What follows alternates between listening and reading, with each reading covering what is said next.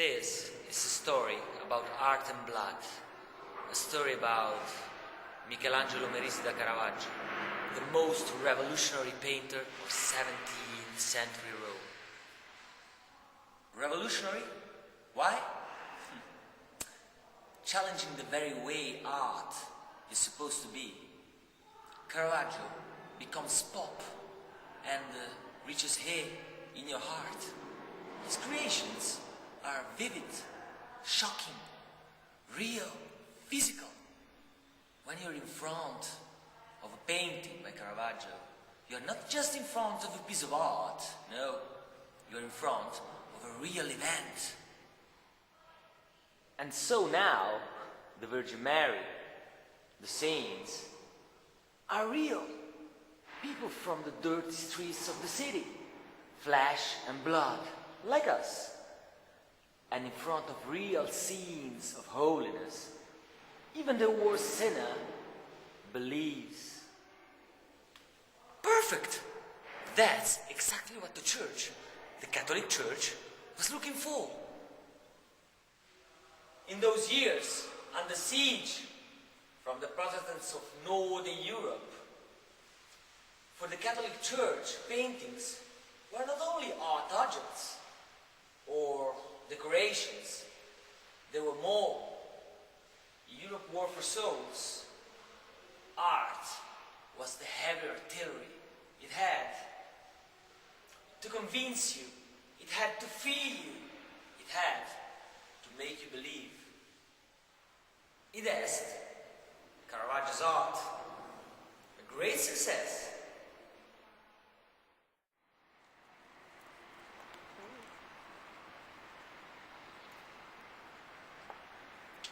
But the genius is not always a hero. Saint's painter is not always a saint, and Caravaggio wasn't. His only figures made him rich and famous, but his genius was a gift of Saturn, a gift of the devil. He was the Caravaggio artist, the man that could show in front of our eyes the world of the Gospels. But there was also another Caravaggio, the Caravaggio of the dirty streets. The streets he painted so well because he knew it so well. Aggressive, brutal, violent, arrogant, vicious, and unpredictable. Here, the police documents of the times about Michelangelo Merisi da Caravaggio, eccellentissimo pittore. 1600, Caravaggio sued for an assault with club and swords. 1601, Caravaggio arrested for hanging around with a sword without a license. 1603, arrested for slander against another painter, Baglione, short after released under the intercession of the King of France.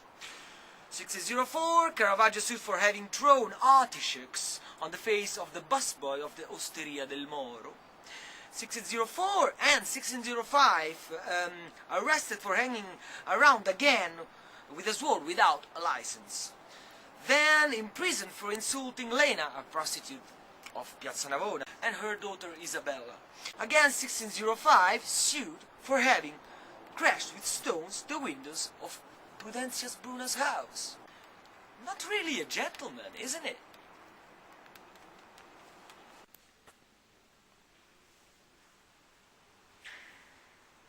Till 28th of May, 1606, the day of the disaster.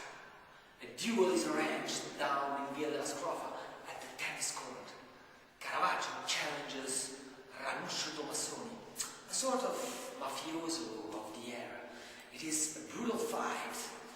Caravaggio is strongly wounded, but Tomassoni dies. This time Caravaggio is wanted for murder. There is a price on his head.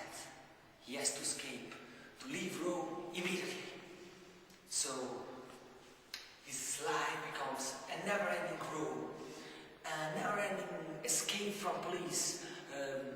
Naples, Malta, Sicily, Naples again, days of glory, nights in prison, and incredible escapes, fights against, nights pirates, police agents, but also a lot of fantastic art that subverted the standard of the art of paintings. But in his head, he always hopes to be forgiven by the Pope, to come back to Rome, the city of arts.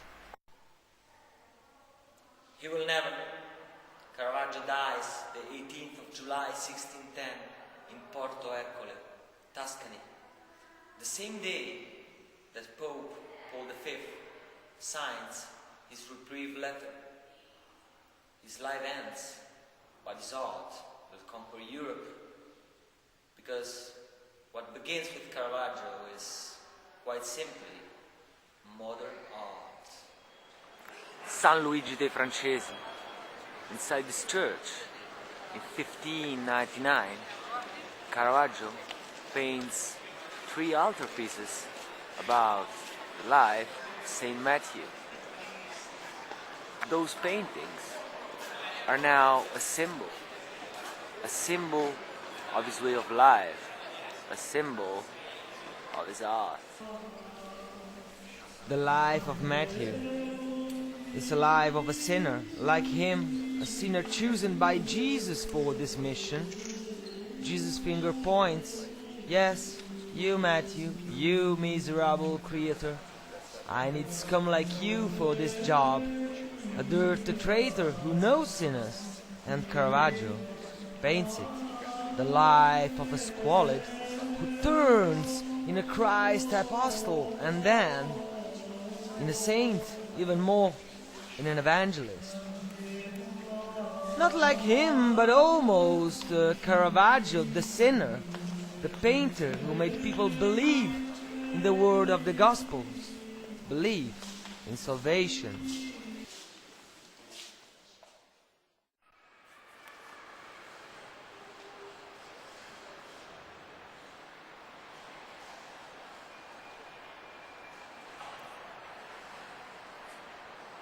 If you want to see his paintings here in Rome, discover his art, understand the revolution of his style, but also, if you want to know everything about his incredible life, the streets he trampled on every day, where he was arrested, where he committed murder, what he had to do when he had to leave the city. If you want to know all this, see Caravaggio with me and book with Chris the Guy.